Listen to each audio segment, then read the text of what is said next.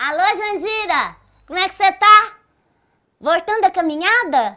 Que beleza, tá caminhando todo dia, Jandira. Ei, quem te viu, quem te vê, hein, coisinha. Esses dias você tava com aqueles pensamentos de morrer e agora você tá tão melhor. Pois então, minha filha, é pra isso que eu tô te ligando. Modo chamar você pra encaixar no movimento Setembro Amarelo, que é a campanha de prevenção do suicídio, minha filha. Amarelo, pra prestar atenção, que é isso que nós precisamos fazer. Procurar ajuda, procurar um profissional da saúde, tentar livrar essa tristeza que nem você fez. Eu fico tão satisfeita de ver você assim melhor, Jandira. E foi ajudando você que eu descobri que a gente pode ajudar muitas pessoas. O Setembro Amarelo é modo de prevenir coisinha. Do mesmo jeito que a gente previne uma cárie usando um fio dental, a gente pode prevenir o suicídio cuidando do fio mental da gente e das pessoas que estão perto de nós, uai. O fio mental da gente tem hora que embola, começa a vir umas ideias ruins, né? E para desembolar a gente precisa de ajuda. Tem que entender que suicídio é emergência. Tem que procurar um profissional de saúde, não é coisinha? Só que tem um rebu para falar desse assunto. O Setembro Amarelo é para quebrar esse rebu, Jandira. Para nós se ajudar e ajudar quem está precisando. E nós vai falar assim, ó. Quem previne, prevê. E quem prevê, não deixa acontecer. Vamos encaixar? Então tá, coisinha. Tchau. Agora vamos dar a palavra à doutora Gláucia Rezende Tavares, que vai iniciar o debate. Gente, então, boa noite. Mais uma vez, muito obrigada. Flavinha, delícia, muito obrigada pelo convite. Muito bom, Sérgio, estar com você, escutar Rodrigo, Tiago, que já não é a primeira vez que eu me sorvo você falando Guimarães Rosa, que eu também tanto gosto, né? Então, agradeço aí o convite e procuro, então, colocar algumas questões, né, na nossa psiquiatria e arte. Quando o Rodrigo traz Maura, Sérgio traz Babete, Tiago traz Soroco e o Homem do Hospício. E, diante disso, então, vamos fazer algumas questões, né?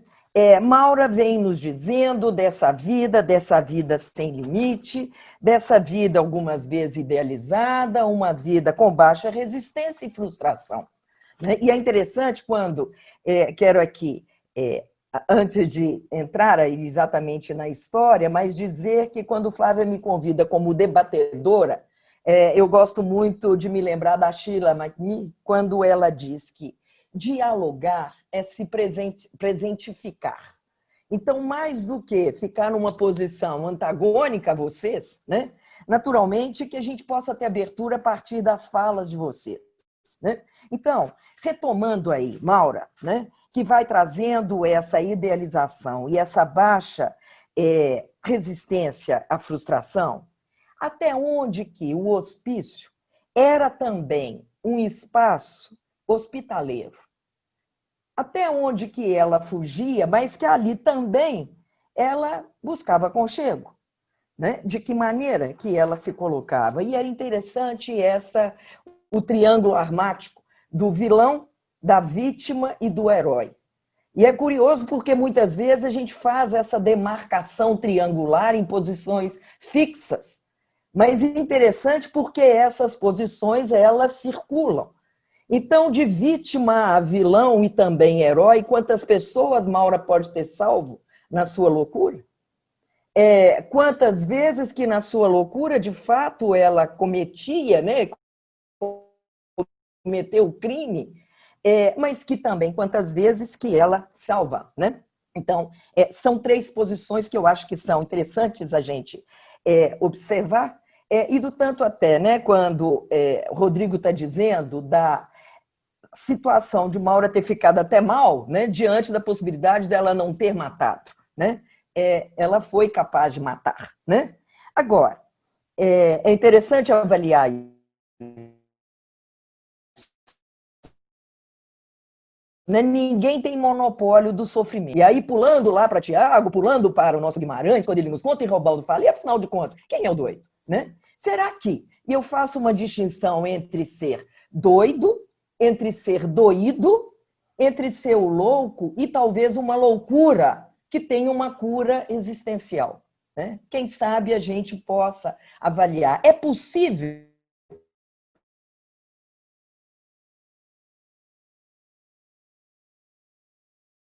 uma vida dita de nós normais, vida que a gente possa viver sem perdas. E é interessante porque, diante disso, que a gente coloca esse grande desafio de aprender a perder sem se perder, né? Então, Coni descreve Maura de uma forma muito legal, né? Não era feia, ela era feia, mas se julgava belíssima. E é interessante essa dissociação entre o imaginário, o simbólico e o real. E esse é o nosso convite.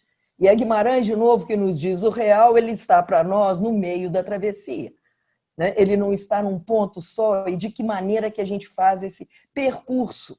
Com quais cursos, com quais recursos? E aí fico encantada, né, Sérgio, quando você traz a história da Babette, mas também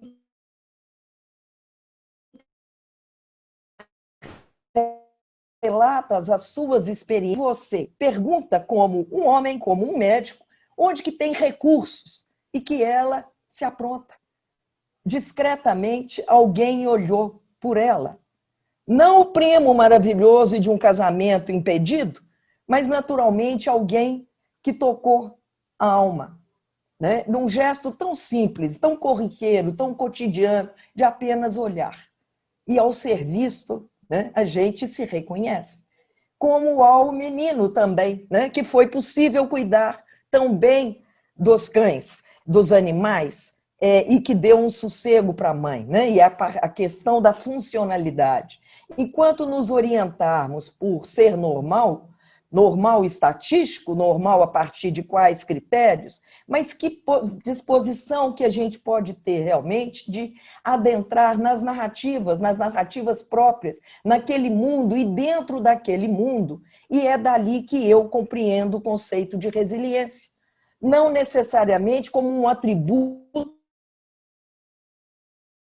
uma característica pessoal, individualizada, mas exatamente contextos que favoreçam. E você foi e eu gosto muito do Boris Cyrulnik, como para mim é uma grande referência de resiliência, e quando ele diz dos tutores de resiliência, você se colocou dessa forma. E a gente se surpreende porque as respostas aparecem, né? Então é interessante avaliar na história de Babette, quando, sim, ela ganha os 10 mil francos, e o que ela faz com isso, e assim para, né? E a gente começa a avaliar realmente a diferença do que é preço para o que é valor. A riqueza de detalhes, não só do preparo e da descrição, e o fascínio, né? E a história dos comensais, que naturalmente fazem ali de soluções de inimizade em torno de uma mesa. Quem sabe é isso que a gente entende como comunhão, comunicação, cooperação, né? E é esse resgate que ele transforma as dores. Ele vai além da forma, vai além da forma, e busca formas talvez criativas, e eu gosto muito da ideia que temos crise, e todos nós estamos expostos, mas que se da crise a gente tirar o S, fica a CRI. E é uma CRI que nos conecta com a nossa criança.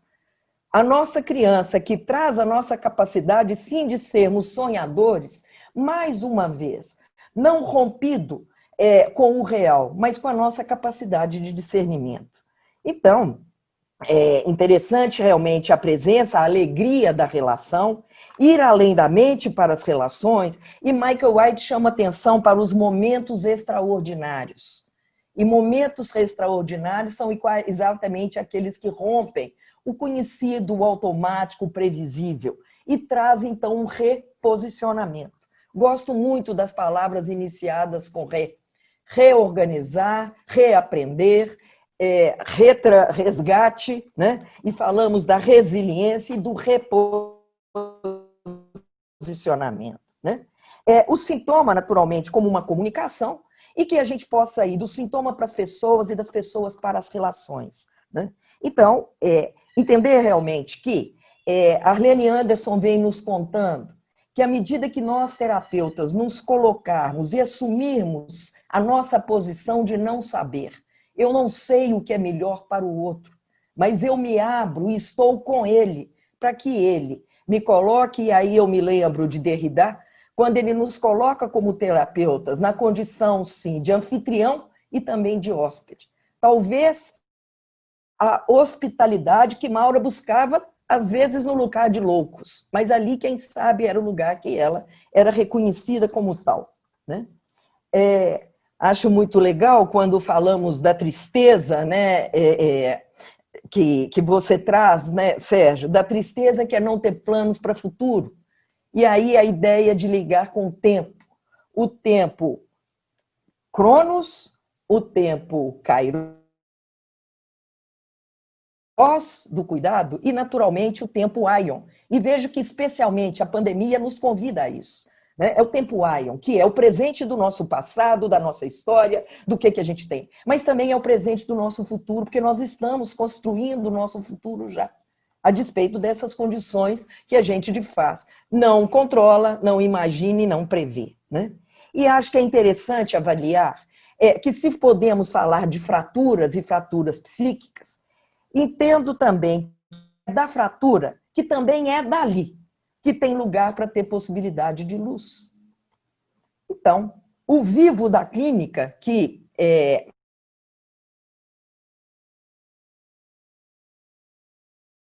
Flávia nos traz, também é uma clínica ampla, onde eu adoro, né? Guimarães Rosa, e eu tive a oportunidade de, no livro que a gente editou, que é do Luto à Luta, nós temos um capítulo, né?